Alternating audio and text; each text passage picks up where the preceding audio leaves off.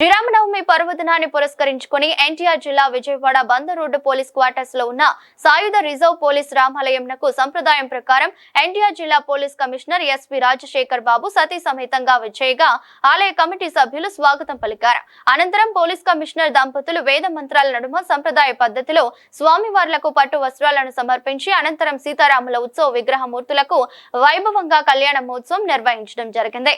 ఈ సందర్భంగా police commissioner దంపతులు అందరికీ శ్రీరామనవమి శుభాకాంక్షలు తెలిపారు.